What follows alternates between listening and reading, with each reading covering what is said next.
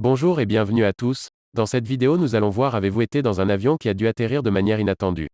Que s'est-il passé? Et je vous souhaite la bienvenue sur la chaîne Questions-Réponses. Merci à Claire Heinrich, Alain Usan, Jean-Claude Seigné et Jerry X pour leurs réponses à cette question. Nous allons commencer avec la première réponse de Claire Heinrich. Ouais, le mois dernier en fait. Je m'envolais pour la Crète. Juste après le décollage, j'ai remarqué une fissure à la fenêtre.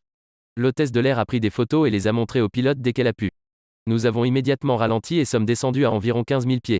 Nous avons été redirigés vers Milan et avons finalement pris un autre avion. Je ne mentionnerai pas le nom de la compagnie aérienne. Ils ont été formidables et je ne voudrais pas laisser penser qu'ils ont fait preuve de négligence. La réponse suivante est de Alain Usan.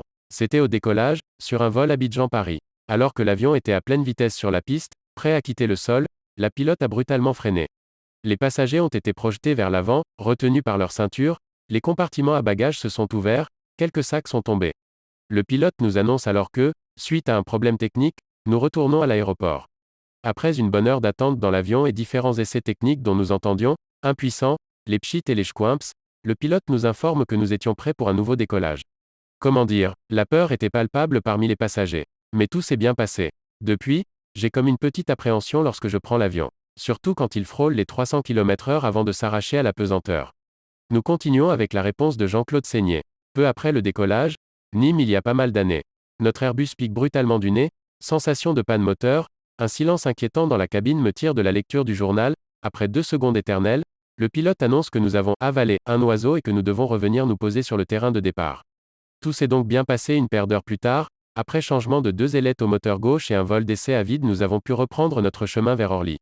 On va pouvoir continuer avec la réponse de Jerry X. Oui, 2 fois. Je devais faire un atterrissage d'urgence la nuit, sans batterie, donc pas de phare d'atterrissage, ni de feu de circulation, ni d'instruments à panneau. Je me suis donc rendu à l'aéroport de Palm Springs, qui était fermé, et j'ai suivi toutes les procédures d'urgence que j'avais apprises, comme l'avait fait mon passager tenir ma lampe de poche sur l'indicateur de vitesse. J'ai atterri à environ 140 km/h et j'ai mis les volets à fond, fait quelques rebonds et trouvé un endroit pour attacher l'avion. Ensuite, nous avons appelé l'aéroport pour trouver un gardien qui ne savait pas comment nous étions arrivés à l'aéroport alors que celui-ci était fermé. Il nous a ensuite laissé sortir et nous avons marché jusqu'à un motel proche. Oh, ai-je dit qu'une tempête nous suivait? Lorsque nous sommes sortis de l'avion, une bruine très légère a commencé. Alors que nous marchions vers le motel, il a commencé à pleuvoir plus fort et nous étions trempés de pluie. Et rire comme 2 imbéciles. L'air du désert était propre et dégageait une odeur particulière de sauge et un air très frais qui permettent à une personne de se sentir vraiment vivante. C'est la fin de la vidéo, merci d'être resté jusqu'à la fin.